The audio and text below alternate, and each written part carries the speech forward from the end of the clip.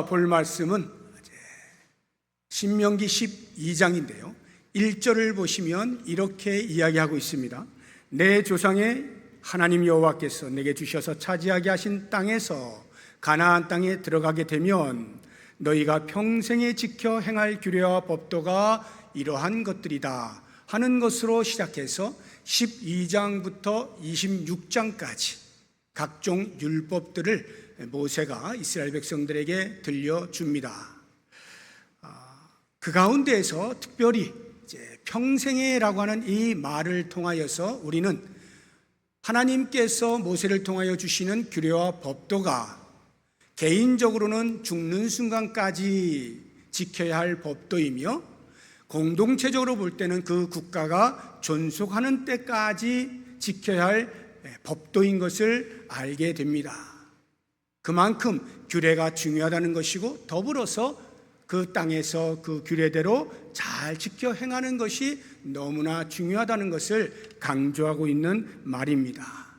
그리고는 이제 12장의 첫 규례가 소개가 되고 있는데요. 그 첫 규례는 다름 아닌 제사 규례입니다. 왜 제사 규례가 많은 규례들보다 제일 먼저 등장을 했을까 생각을 해보면 모든 규례에 우선하는 참으로 중요한 규례라고 하는 것을 우리에게 알려주는 것입니다. 그렇다고 하면 오늘날 구약시대의 제사가 신약시대에 와서는 예배라고 할 때 우리 성도들이 이와 같은 말씀들을 통하여 묵상해야 되는 것은 예배가 우리의 모든 신앙함의 최우선이구나 하는 것을 알 필요가 있습니다. 신앙함의 시작이 예배라고 한다면 예배를 어떻게 드려야 할지, 어떠한 예배를 드려야 할지에 대하여 점검하는 것이 얼마나 중요한지 알 수 있습니다. 그래서 오늘 12장에 나오는 말씀들을 통하여서 오늘 이 시대에 우리에게 요청하시는 참된 예배에 대하여 하나씩 알아보고 참된 예배자로서의 삶에 대한 다짐이 있는 그런 시간이 되면 좋겠습니다. 몇 가지 참된 예배에 관련하여서 우리가 생각해야 될 것들을 말씀드릴 텐데 제일 먼저 예배 자리에 나오기 전에 예배자는 이와 같은 것들을 선결해야 한다 하는 선결 과제가 있습니다. 모세가 이스라엘 백성들에게 요청하고 있는 최우선적으로 가나안 땅에 들어가서 해야 할 일이란 2절과 3절에 나오는데요.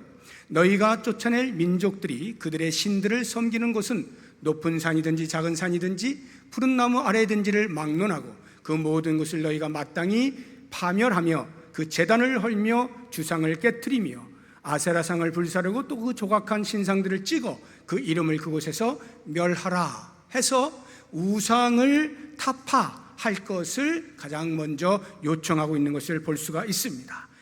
헐다, 깨뜨리다, 불사르다, 찍다, 멸하다 와 같은 단어들은 매우 강한 단어들이죠. 단호하기도 하고 무시무시한 그러한 단어들을 일부러 사용을 하였습니다.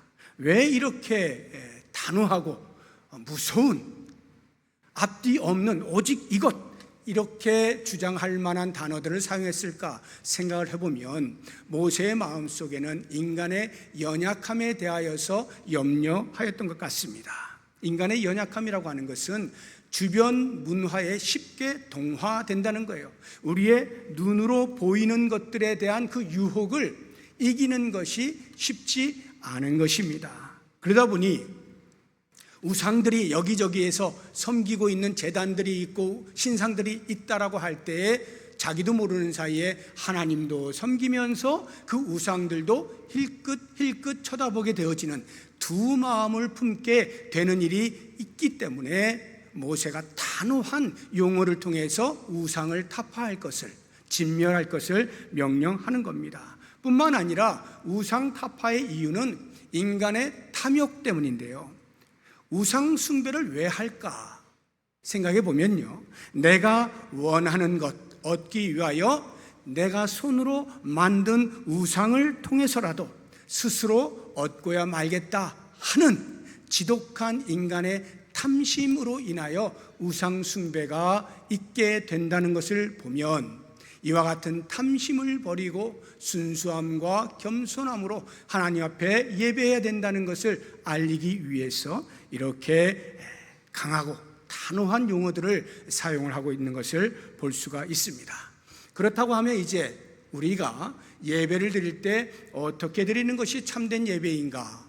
예배 자리에 나오기 전에 먼저 우리의 마음 상태를 점검하는 것입니다. 준비하는 것입니다. 그래서 끊어내지 못한 죄악들 끊어내는 것이고요. 하나님 앞에 나와 예배함에 집중하는 것을 가로막는 방해하는 장애가 되는 요소들을 다 내려놓는 것입니다. 내 마음을 나누는 것들을 전부 내려놓는 거예요. 그래서 마음의 준비를 철저히 하고 나와 예배하는 것이 중요합니다. 우리가 예배드리기 직전에 이제 찬양하면서 예배 첫송을 하기 직전에 회개의 기도를 하는 것도 바로 그와 같은 일환입니다. 우리의 마음에 혹시라도 준비되지 아니한 마음으로 그냥 앉아 있는 일이 없게 하기 위하여 최소한 예배 직전에라도 우리의 마음을 돌아볼 수 있는 짧은 시간이라도 갖고 예배에 참여하자 하는 거예요. 그러니 집에서부터 예배당에 나올 때 이미 그런 마음의 준비를 하고 나온다면 얼마나 귀한 예배가 될까, 하나님께서 기뻐 받으실 만한 예배가 될까 생각을 해보는 겁니다. 예배 자리에 나오면 다른 것 생각하지 않는 거예요. 마음이 흩어지거나 머리에서 이것도 생각하고 저것도 생각하고 이렇게 산만하고 분주하고 혼잡한 마음들 다 내려놓고 오직 하나님께만 집중하여서 하나님, 나의 예배를 통해, 우리의 예배를 통해 영광을 받으십시오. 이와 같이 드리는 예배가 참된 예배입니다. 두 번째로 우리가 생각할 것은 오늘 말씀 속에서 예배의 장소를 하나님께서 모세를 통해서 알려주시는데요. 하나님께서 명령하신 것은 하나님께서 선택하신 한 장소에서 예배를 드려라 이렇게 얘기하는데, 한 장소, 즉 단일 중앙 성소의 개념을 이야기하는 겁니다. 가나안 부족들은요, 그 당시에 자기들의 신을 섬길 때 어떻게 섬기느냐 하면 2절을 보십시오. 높은 산이든지 작은 산이든지 푸른 나무 아래든지 하면서 그러한 곳들에 제단을 만들어 놓고 신상을 세우고 섬겼던 그런 모습을 봅니다. 물론 이제 가나안 부족들이, 여러 부족들이 있고 또 그 부족들이 섬기는 신들도 다양하니까 장소도 다양하겠죠. 한 신을 섬긴다 하더라도 굳이 한 곳을 주장하지는 않습니다. 이방 신들은 다 어디든지 이제 섬기도록 그렇게 되어 있는 거에 비해서 하나님께서는 너희들이 들어가면 그들처럼 하지 말고 오직 한 곳에 내가 정해놓은 거기에서만 예배를 드려라 이렇게 말씀하시는 거예요. 5절을 한번 보십시오. 오직 너희 하나님 여호와께서 자기의 이름을 두시려고 너희 모든 지파 중에서 택하신 곳인 그 계실 곳으로 찾아 나아가서 제사를 드려라 하죠. 11절도 보시면 너희는 너희 하나님 여호와께서 자기 이름을 두시려고 택하실 그곳으로 나아가서 제사를 드려라 이렇게 말씀을 하시는 거예요. 그러면 왜 하나님께서는 오직 한 곳을 명령하셨을까 생각해 보면 여러 설명들이 있어요. 예를 들어서 이런 설명이 있습니다. 가나안 땅에는 여러 신들이 있잖아요. 그러니까 다신론이에요. 다신론. 그에 비해서 이스라엘 백성들이 섬길 하나님은 유일하신 하나님, 유일신론을 가지고 있습니다. 그러니까 여러 신 가운데서 내가 마음에 드는 신을 선택하여 섬기는 게 아니라 하나님께서 그들에게 나타나셔서 그들을 구원하시고 너희는 오직 나만 섬겨야 돼 라고 하는 유일신, 그것을 잊지 말라고 한 장소를 택하셨다 이렇게 설명을 할 수가 있습니다. 그런데 이것이 충분한 설명은 아니에요. 왜냐하면 꼭 한 장소는 아니었거든요. 물론 이제 예루살렘이 기본적으로 하나님께서 선택하신 한 장소라고 볼 수는 있습니다만 예루살렘 성전이 있기 전에는요, 베델도 중앙성소로 역할을 했고요, 실로라고 하는 지역도 역시 중앙성소의 역할을 하곤 했어요. 그런 걸 보면 오직 한 장소라고 하는 것이 반드시 그런 지리적 차원에서의 장소만을 말하는 것은 아니라는 것을 우리가 어느 정도 알 수가 있고, 그렇게 한 장소에서 예배를 드려야만 유일하신 하나님을 예배하는 것이다, 이렇게 말하기에는 좀 어려움이 있어 보입니다. 또 다른 설명은요, 사람 중심이 아니라 하나님 중심의 제사를 드리는 것을 강조하기 위해서 한 곳에서 예배하도록 말씀하셨다라고 설명을 하는 것인데요, 이건 무슨 말이냐면, 사람 중심이라고 하는 것은 한 장소에서 드리면 그 장소에 가까운 곳에 있는 사람은 접근이 쉽지만, 멀리 있는 지역에서 오려고 하면 예배 한번 드릴 때 얼마나 시간을 많이 드려야 돼요? 굉장히 불편해지겠죠. 이러한 불편을 감수하고서라도 하나님이 정하신 그곳으로 와서 예배를 드림으로써 사람 편리하게, 사람이 편의에 따라서 아무 데서나 예배 드리는 그런 건 말고 오직 하나님이 정하신 그곳에 와서 하나님께 예배하는, 불편을 감수하고서라도 그렇게 드려라 하는 차원에서 한 곳을 말씀하셨다라는 설명인데, 이것도 역시 충분치가 않아요. 왜냐하면 하나님께서 그렇게 편협하신 하나님이 아니거든요. 그렇게 이기적이고 사람의 생각을 전혀 고려하지 않으시고 사람의 형편과 처지를 생각지 아니하시고, 마치 어려움 가운데서 예배하면 그것이 진정한 믿음으로 내가 봐줄게 라고 하는 식으로 그렇게 제사를 드리도록 하시지 않았다, 우리 하나님이 그런 분이 아니시다 라고 한다면 이 설명도 충분치가 않은 거예요. 그러면 과연 하나님께서는 왜 그러한 불편이 있음에도 불구하고 여러 가지 복잡한, 그냥 근처에서 어디서든지 마음껏 예배할 수 있도록, 제사 드릴 수 있도록 하면 훨씬 더 많은 사람이 참여할 수 있을 것 같은데 왜 굳이 이러저러한 형편 때문에 다 참여하지 못할 수 있는 그런 한 곳을 말씀하셨을까? 여기에는 하나님께서 우리 신약시대를 살고 있는 우리들에게 들려주시기를 원하는 신학적 복선이 깔려 있음을 알 필요가 있는 것입니다. 신학적 복선이라 하면 그렇게 한 곳을 명령하심으로써 우리에게 무엇인가를 알려주시고자 하는 진짜 의도가 있다는 것인데, 그게 뭐냐 하면 신약에 와서 예수 그리스도께서 등장하시고 그리스도로 말미암아서 새로운 예수 공동체가 형성이 되잖아요. 이 예수 공동체가 제사를 드릴 때, 즉 예배를 드릴 때 그 예배 드림의 핵심은 예수 그리스도를 믿는 믿음이다 라고 하는 것을 알려주시기 위하여 구약 시대부터 한 곳에서 제사 드리도록 요청하셨다는 말이에요. 좀 더 이해가 쉽도록 설명을 드리면, 예수님께서 공생의 기간 동안에 성전에 들어가셔서 각종 매매하는 자들을 채찍을 만들어 다 내쫓으시잖아요. 그때 사람들이, 종교 지도자들이 네가 뭔데 우리를 그렇게 쫓아내 하고 막 반항을 했단 말이에요. 그러면서 네가 정말로 무엇이 된다고 하면 우리에게 그런 권한이 있음에 대한 표적을 보여라, 이렇게 이야기할 때 예수님께서 그들에게 이렇게 표적의 말씀을 주셔요. 요한복음 2장 19절을 보시면 예수께서 대답하여 이르시되 너희가 이 성전을 헐라. 그 당시에도 계속 지어져 가고 있는 오래된 그 헤롯 성전을 헐라. 내가 사흘 동안에 일으키리라. 이것을 표적으로 주시거든요. 이게 무슨 말일까에 대하여 사도 요한이 설명을 해 놓았어요. 그것이 21절에 나옵니다. 사도 요한의 말입니다. 그러나 예수님께서 그와 같은 말씀을 하신 이유는 성전된 자기 육체를 가리켜 말씀하신 것이라. 즉 당신의 몸이 성전이어서 3일 만에 일으킨다는 말은 죽었다가 3일 만에 다시 부활하실 그것을 이야기하신단 말이에요.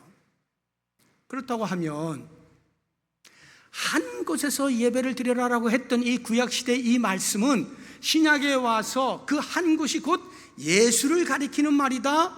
즉 예수 믿는 믿음에 한 믿음을 가진 사람들이 모여서 예배해야 된다 하는 것을 가르쳐 주시기 위하여 오직 한 곳을 말씀하신 거예요. 다른 이름으로 모일 수 없어요. 오직 예수의 이름으로만 모여야 되는 거예요. 우리의 구원자는 오직 유일한 예수 그리스도 한 분이시다 하는 고백을 하는 사람들이 모여서 그것이 예배당이 되었든 집이 되었든 어디가 되었든 그와 같은 믿음에 기반하여 드리는 예배를 드려야 한다를 가르치기 위하여 한 곳을 강조하신 거예요. 그래서 예수님께서 사마리아 지역을 지나가실 때 수가성에 이르러서 우물가에서 물을 달라 하는 한 여인과의 대화가 나오잖아요. 범상치 않은 것을 알게 되어진 이 여인이 그의 마음 가운데 오랫동안 궁금해했던 예배의 장소에 대해서 묻습니다. 선생님이요, 당신들은 유대인들은 예배를 예루살렘에서 드려야 한다고 하는데 우리 사마리아인들은 오래전부터 그리심산에서 예배를 드려왔는데 과연 어디서 예배 드리는 것이 맞는 것입니까? 하고 장소에 대해서 물어요. 왜 이렇게 물었겠어요? 구약을 알고 있는 거예요. 한 곳에서 예배 드리려 하는데 과연 그 한 곳이 어디냐? 너무나 궁금했던 거예요. 그때 예수님이 그 여인에게 하신 말씀이 요한복음 4장 24절에 나옵니다. 보시게 되면 하나님은 영이시니 예배하는 자가 영과 진리로 예배할지니라. 어디에요? 하고 장소를 묻는데 예수님의 대답은 예루살렘이야, 아니면 그리심산이야, 아니면 그것도 아니고 제3의 어떤 지역이야, 이렇게 가르쳐주지 아니하시고 영과 진리로 예배하라고 말씀하신 거예요. 이게 무슨 뜻입니까? 영과 진리로, 예수 그리스도를 고백하는 한 믿음으로, 그리스도의 이름으로, 그리스도의 이름 안에서 예배해야 되는 거야. 구약시대의 모세를 통해서 너희는 한 곳에서 예배된다라고 말씀하셨던 것은 바로 이걸 가리키는 거다. 나를 중심으로 나를 믿는 믿음, 그 믿음으로 모여 예배할 때 하나님이 받으신다는 것을 가르쳐 주신 거야 하고 알려주신 것이죠. 그렇다고 한다면 이제 우리가 예배를 드릴 때에 어디서 예배 드려야 돼요? 라고 하는 것은 무소부재하신 하나님이시기에 어디에나 가능하지만 그 어디에나 예배 드리는 구성원이 예수 그리스도를 구세주로 고백하는 한 믿음의 고백이 있는 사람들로 구성이 되어야 한다는 것, 그렇게 드려지는 예배를 하나님이 받으신다는 사실을 잊지 말아야 돼요. 그렇다고 하면 우리가 예배 자리에 나올 때마다 뭘 점검해야 됩니까? 나의 믿음을 점검하는 거죠. 나는 정말 예수를 나의 구세주로 그리스도로 고백하고 있는가? 나의 믿음을 끊임없이 확인하고 또 확인하면서 나와야 되는 거예요. 예배 자리에 나올 때마다 나의 믿음을 확인하는 거예요. 그러면서 그리스도의 이름으로 영과 진리로 그렇게 예배할 때 하나님께서 받으시는 예배가 된다는 것 꼭 기억하시면 좋겠고요. 세 번째로 우리가 참된 예배를 위해서 점검해 보아야 되는 것은 헌신의 요소입니다. 모세는 이스라엘 백성들에게 너희들이 가나안 땅에 들어가서 제사를 드릴 때 반드시 해야 되는 게 있는데 그것이 제물이야, 제물을 하나님께 드려야 돼 라고 가르쳐주고 있습니다. 그 목록들이 6절에 나옵니다. 너희의 번제와 너희의 제물과 너희의 11조와 너희 손의 거제와 너희의 서원제와 낙헌 예물과 너희 소와 양의 처음 난 것들을 너희는 그리로 가져다가 드리면서 제사를 드려라, 이렇게 말하고 있죠. 11절도 보시게 되면 너희 뒷부분에 내가 명령하는 것을 모두 가지고 갈지니 곧 너희의 번제와 너희의 희생과 너희의 11조와 너희 손의 거제와 너희가 여호와께서 원하시는 모든 아름다운 서원물을 가져가고, 이렇게 말씀하고 있는 것입니다. 여기 나오는 이제 그 내용들은 뭐 상세하게 정확하게 이것들만 이런 말씀이 아니라 이제 대표적으로 이렇게 나열을 해 놓은 거예요. 중요한 것은 제물을 드려야 되는 거예요. 제사를 드릴 때 제물이 빠져서는 결코 안 되는 것입니다. 그러면 왜 하나님께서 제물을 요청하실까? 하나님이 뭐가 부족하신가? 당신의 백성들이 제물을 가지고 오지 아니하시면 하나님이 부족해서 뭐가 배가 고프신가? 그것 아니죠. 모든 것이 하나님 아버지의 것인데 하나님이 부족한 게 뭐가 있어요? 그런데 왜 당신의 백성들에게 제사 드릴 때 제물을 바치게 하느냐? 그것은 약속의 땅, 가나안 땅에 들어가게 되어서 그곳에서 누리게 될 모든 삶은 전부 이스라엘 백성들이 스스로 노력하여 쟁취한 것이 아니라 하나님의 전적인 은혜로 부여된 것이다, 누리는 것이다 하는 것을 잊지 말라고요. 뿐만 아니라 제물을 드릴 때 제물이 있어야 될 거 아니에요. 그것을 내가 너희들에게 제공해 주마, 이것을 알라고. 너희들이 드리는 모든 제물은 전부 내가 너희들에게 제공하고 있는 거야, 공급하고 있는 거야, 그거 잊지 마 라고 하는 차원에서 제물을 바치게 하는 것입니다. 그렇다고 하면 과연 제물을 드릴 때 어떠한 태도로 제물을 드려야 할까요? 당연히 가나안 땅에 들어가서 수확하고 있는 모든 것들은 전부 하나님께서 주신 것, 모든 것이 하나님의 것입니다 라고 하는 것을 인정하면서 제물을 드려야 할 것이고, 그러니 당연히 감사의 마음, 억지로가 아니라 감사의 마음으로 자발적으로 드려야 되는 것이죠. 우리가 헌금 생활을 한다라고 할 때 가장 중요한 개념이 자발성이에요. 헌금을 드릴 때는 자발성으로 드립니다. 할 수 없이 억지로 사람들 눈치 봐가면서 그렇게 드리는 것이 아니라 자발적으로 베푸신 은혜에 감격하여서 어찌할 줄 몰라 감사의 마음으로 그렇게 기꺼움으로 드리는 거예요. 여러분, 헌금 가운데에서 의무 헌금이 두 가지가 있어요. 하나는 11조고 또 하나는 주일 헌금이에요. 이 두 가지가 의무 헌금이에요. 왜 의무 헌금이라고 말을 했을까? 헌금을 자발적으로 드려야 되는데 왜 의무 헌금이라고 했을까? 제가 묵상을 하면서 이런 생각을 해보게 된 거예요. 야, 우리가 때로 물질을 드리고자 할 때 가끔은 씀씀이가 많다 보면 하나님께 드리는 것이 미리 떼놓지 않으면 드릴 때 힘들 수가 있겠죠.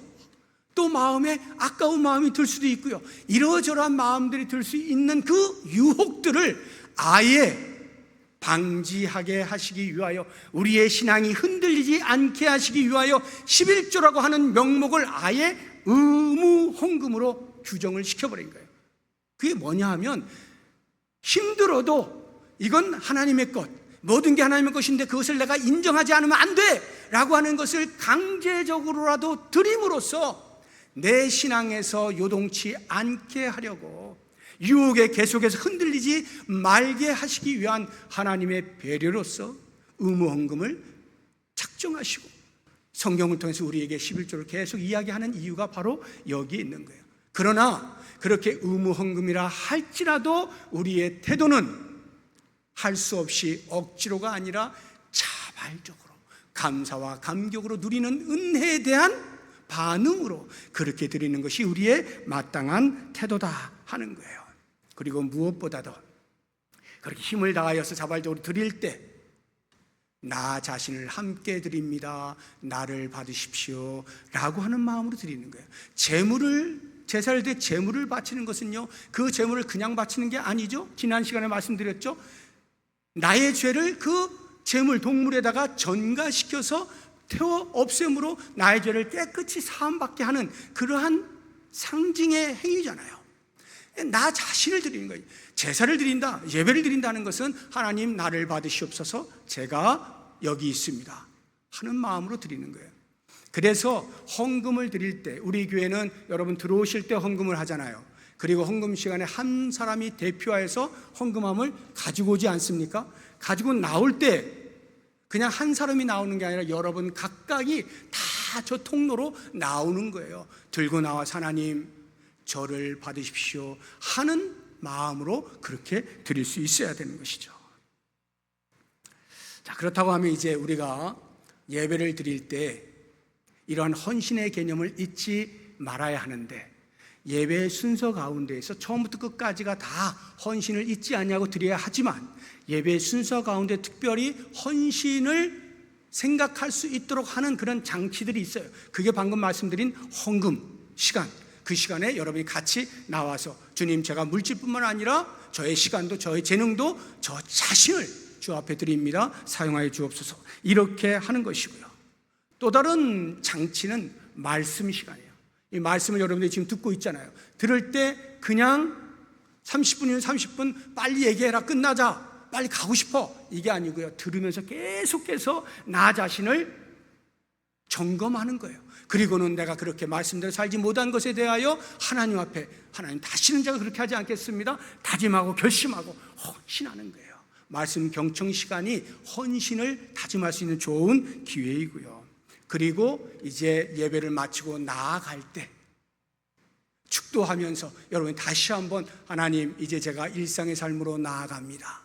일상의 삶으로 나아가게 되면 예배의 자리에서 제가 헌신했던 것 삶에서 증명해낼 수 있게 해주십시오. 도와주십시오.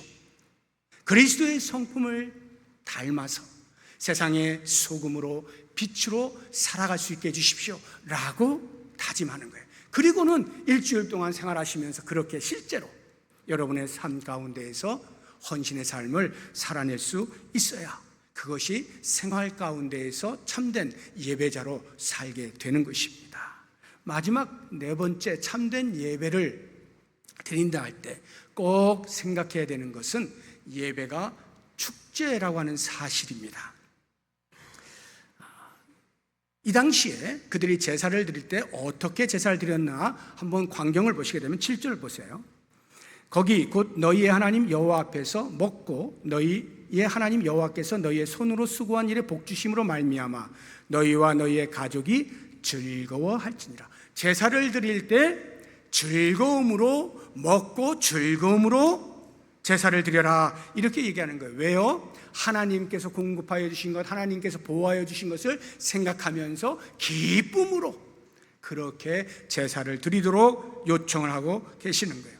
우리가 예배를 드릴 때 가질 수 있는 감정들은 여러 가지가 있어요. 예를 들어서 회개 기도를 할 때 나의 삶을 돌아볼 때 부끄럽잖아요. 하나님 잘못했습니다, 제가 또 이렇게 하나님의 말씀대로 살지 못한 이 부족한 부분이 있습니다 하고 통회하고 자복할 때 눈물의 감정이 있죠. 쓰라린 감정이 있습니다. 그런가 하면 하나님이여 다시는 제가 이렇게 살지 아니하고 하나님이 원하시는 대로 하나님의 말씀을 따라서 바르게 잘 살아가겠습니다, 결연한 의지로 다짐을 하는 그러한 감정도 있죠. 여기에 빠뜨리지 말아야 할 또 하나의 감정이 바로 즐거움과 기쁨입니다. 그런데 이 즐거움과 기쁨이라고 하는 것이 제가 이렇게 이야기한다 해서 여러분들이 예배 시간에 기쁨으로 예배드려야 되는구나 해서 저절로 막 기뻐집니까? 이게 잘 안 되죠. 기쁨의 감정이라고 하는 것은 그 감정이 일어날 무엇이 있어야 되겠죠. 어떻게 해야 그런 기쁨의 감정들이 나에게 자연스럽게 예배 가운데서 드러날 수 있나? 그것은요, 평소에 어떻게 사느냐에 달려 있어요. 내가 평소에 하나님과 밀접한 친밀한 관계를 유지하며 하나님께서 베푸시는 은혜를 순간순간 경험하게 되어질 때는 말할 수 없는 감격이 있죠. 감사가 있죠. 그러니까 예배 자리에 나와서 성도들과 함께 예배할 때 기쁨이 있는 거예요. 즐거움이 있는 거예요. 하나님 좋으신 하나님, 이렇게 찬양이 되는데 일상의 삶 가운데 전혀 하나님과의 어떤 친밀한 관계를 맺고 있지 못하다가 예배 시간이네, 주일 예배 드려야 되지 하고 불이 나게 나와서 앉아있으면 그런 기쁨의 감정이 발생할 아무런 근거도 동기도 생기지 않죠. 그래서 얼마만큼 우리가 일상의 삶에서 주님과 깊은 친밀의 관계를 갖느냐 뿐만 아니라 일상의 삶의 사소한 자리에서조차 하나님이 베푸신 은혜들을 경험하는 정도에 따라서 기쁨이 달라진다는 것을 생각하면 우리가 예배 자리에 나올 때 평소에 주님과의 동행하는 삶, 연합하는 삶이 얼마나 중요한가를 깨닫고 그렇게 한 주간을 살아내면서 예배 자리에 나올 때 기쁨이 자연스럽게 나오면서 기쁨의 예배를 드릴 수가 있게 되는 것이죠. 저는 예배를 생각할 때요, 우리 편에서 볼 때는 하나님께 영광을 돌리는 것을 목표하여서 예배를 드리는 게 맞습니다. 하나님, 우리의 예배를 통해서 영광을 받으십시오. 그러면 하나님께서는 하나님 편에서 볼 때 그 예배를 어떻게 이해하실까요? 그래, 너희들 이리 와, 나에게 예배드려, 나의 영광을 올려라. 가만히 앉아 계시면서 받기만 하시는가? 아니요. 우리 하나님은요, 그러한 예배 자리에서 당신께서 준비해 놓으신 은혜들을 또 부어주시는 거예요. 그래서 우리가 이 예배를 드리면서 하나님께서 예배하신 복들을 누릴 수가 있는 거예요. 이게 상호작용이 되고 있는 거예요. 저는 예를 들어 부모님을 뵙기 위하여 시골에 계신 부모님을 찾아가는 자녀가 있다라고 가정을 할 때 어떻게 찾아갑니까? 그냥 빈손으로 갑니까? 최선을 다해서 부모님이 좋아하시는 거 선물 준비하고 이것저것 생각해서 그렇게 해서 가잖아요. 그래서 어떻게든지 부모님을 기쁘게 해드리고자 하는 그런 마음으로 뵙지 않습니까? 그럼 그 부모님이 어느 부모가 그래 내가 너를 그렇게 키웠으니 당연한 거야 이리 가져와 이렇게 하고 끝나실 부모가 어디 있어요? 그 부모님은 또 시골에서 당신이 힘들어가지고 농사한 거 이것저것 다 일일이 챙겨가지고 한가득 또 채워가지고 보내잖아요. 그건 부모의 마음인 거예요. 그 자녀가 그렇게 주실 부모의 그 것을 기대하면서 찾아가는 자녀는 온전한 자녀가 아니죠. 자녀가 찾아갈 땐 적어도 부모를 기쁘게 하기 위해서 부모의 수고에 대하여 감사를 표현하기 위하여 위로하기 위하여 그렇게 찾아가는 거죠. 이렇게 예배라고 하는 것은 우리는 하나님께 영광을 돌리는데 하나님께서는 우리에게 복 주시기를 기뻐하시는 그러한 자리가 예배라고 하는 거예요. 그렇다고 하면 저는 예배가 때로는 우리가 우리의 죄에 대하여 통회하면서 거룩으로 나아가야 하기도 하지만 그 거룩 때문에 하나님 앞에서 마땅히 기뻐하며 드려야 할 축제를 배제해서는 안 된다는 거예요. 기쁨으로 열정적으로 하나님의 이름을 높여드리는 찬양을 드림에 있어서 맥없이 얼굴에 온갖 인상을 쓰면서 거룩을 빙자하여서 무거운 얼굴로 그렇게 예배하는 것 옳지 않습니다. 하나님께 받은 바 은혜에 마땅한 반응은 당연히 하나님 감사합니다 기뻐 즐거움으로 예배를 드려야 되는 것이죠. 뿐만 아니라 중요한 것은 성도와 성도 사이의 아름다운 교제 함께 즐거워함 속에서 예배를 드려야 돼요. 12절 한번 보세요. 너희와 너희의 자녀와 노비와 함께 너희의 하나님 여호와 앞에서 즐거워할 것이요. 이게 무슨 말이에요? 한 사람이 예배 드리고 있는 거 아니잖아요. 여기에 지금 온 성도 같이 예배를 드리잖아요. 그때에 함께 즐거움의 예배를 드려야 되는데 만약에 성도와 성도 사이의 관계가 불편해요. 마음에 해결되지 않아요. 그런 상태로 앉아서 나 혼자 아무리 하나님 앞에 즐거움으로 예배 드린다 한들 하나님께서 그걸 모르시겠냐고요.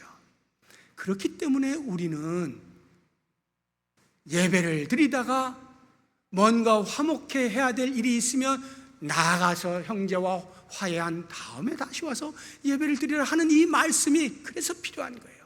우리가 하나님을 예배할 때 같이 드리는 거예요. 함께 즐거워하는 거예요. 그러니 성도 간의 평소의 삶에서 아름다운 교제가 있지 아니하면 무거운 예배가 될 수밖에 없는 거고요. 오직 거룩의 개념밖에는 없는 거예요. 우리의 예배는 하나님의 영광에 걸맞은 거룩도 있지만 하나님께서 활짝 웃으실 만한 그러한 기쁨과 즐거움의 축제의 예배도 드려야 한다는 것 잊지 마시고 오늘 참된 예배가 어떠한 것인가 하는 것들을 4가지 말씀드렸는데 한 가지 한 가지 깊이 묵상하시면서 앞으로의 우리의 모든 삶에서 개인적으로 참된 예배자로 공동체로 참된 예배의 자리를 마련하면서 살아갈 수 있는 우리 모두가 될 수 있기를 주의 이름으로 축복합니다. 우리 같이 기도하기 전에 우리 나는 예배자입니다 라고 하는 찬양 같이 부르고 기도하는 시간을 갖도록 하겠습니다.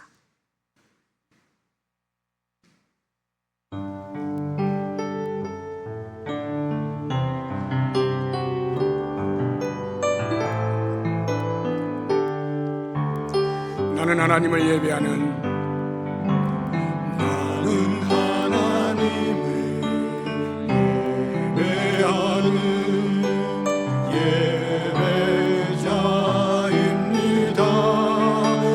내가 서 있는 곳 내가 서 있는 곳 어디서나 하나님을 예배합니다.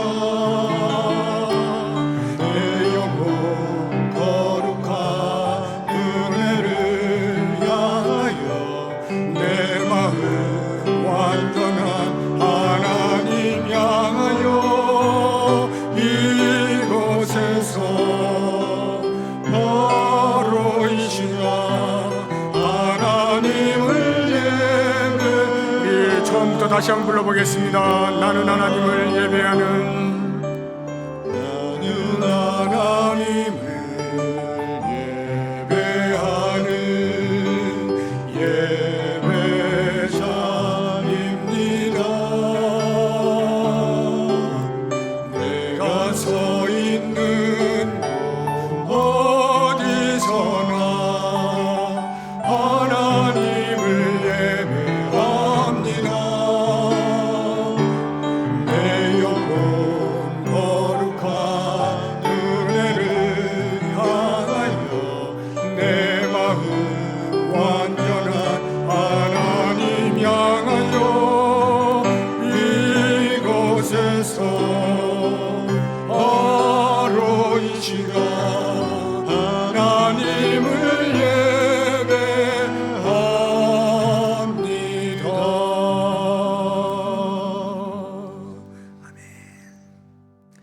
참된 예배자를 위하여 기도하실 때 제가 몇 가지 기도 제목을 드리겠습니다. 예배 자리에 나올 때 하나님 기뻐하실 마음의 상태로 잘 준비하여 나오게 하옵소서 기도해 주시고요. 예배 드릴 때마다 우리에게 있는 모든 것이 주님으로부터 오는 것임을 알고 물질뿐만 아니라 시간도 재능도 우리 자신도 주 앞에 드리는 헌신이 있게 하옵소서 기도하시고 온 성도와 함께 하나님께서 베푸신 은혜를 기억하며 감사와 기쁨이 넘치는 예배 드리게 하옵소서. 이와 같은 기도 제목을 가지고 우리 다 같이 한 목소리로 기도하도록 하겠습니다. 하나님 아버지 감사합니다. 모세를 통하여 가나안 땅에 들어가게 되어질 이스라엘 백성들에게 많은 규례들을 알려주실 때 무엇보다 먼저 제사의 규례를 통하여서 하나님의 백성으로 사는 으뜸이 예배인 것을 알게 하여 주심을 감사합니다. 아버지 원하옵나니 들어가게 되어지면 무엇보다도 우상을 타파하는 것을 명령하신 것처럼 혹시 우리의 삶 가운데에서 하나님만 섬기는 일에 있어서 방해가 되어지는 장애물들이 없는지 돌아보고 우리의 마음을 흔들어 놓는 우리의 마음에 유혹이 되어지는 그 어떤 것도 다 내려놓게 하여 주시고 오직 하나님께서 기뻐 받으실 만한 아름다운 예배를 드리기에 합당한 마음의 준비를 잘 할 수 있도록 도우시기를 원합니다. 오직 하나님께만 집중하여서 바른 예배, 하나님이 기뻐하시는 예배 올려드릴 수 있는 우리의 삶이 되게 하여 주시옵소서. 하나님, 우리에게 있는 것 전부 주님의 것임을 고백합니다. 물질뿐만 아니라 시간도 재능도 우리의 열정조차도 주님이 주신 것입니다. 우리의 생명이 주의 것입니다. 그러므로 주 앞에 나와 예배를 드릴 때마다 주님 나를 받아 주옵소서. 내가 여기 있습니다. 저를 사용하여 주옵소서. 고백하면서 진실한 헌신이 있을 수 있도록 인도하여 주시옵소서. 아버지 원하옵나니 우리 예배 가운데 큰 기쁨이 있기를 원합니다. 나 혼자만의 기쁨과 즐거움이 아니라 사랑하는 성도들과 더불어 함께 즐거워할 수 있는 예배가 되게 하여 주시기를 원합니다. 혹이라도 우리의 마음 가운데 아직도 해결되지 아니한 불편한 관계가 있다면 주님이여 긍휼을 베풀어 주셔서 우리의 모든 자존심을 내려놓게 하여 주시고 겸손함으로 형제를 받게 하시고 존중하게 하시고 이해하게 하시고 용납하게 하시고 하나님과 용서로 나아가서 한 마음으로 하나님을 기쁘시게 하는 아름다운 예배, 즐거운 예배, 기쁨의 예배, 축제 예배를 올려드릴 수 있는 우리 모두가 되게 하여 주옵소서. 이와 같은 예배가 참된 예배인 것을 평생 잊지 아니하고 주님 부르시는 그날까지 참된 예배자로 살아가는 우리 모두가 되게 하여 주시옵소서. 예수님의 이름으로 기도드립니다. 아멘. 하나님 아버지, 참된 예배가 무엇인지 말씀을 통하여 들었습니다. 주님이 부르시는 그날까지 참된 예배자로 공동체의 예배가 되었든 우리의 개인의 일상의 삶에서의 예배가 되었든 하나님 기뻐하실 만한 복된 예배 올려드리는 우리의 삶이 되게 하여 주옵소서. 예수님의 이름으로 기도드립니다. 아멘. 우리 다 같이 자리에서 일어나셔서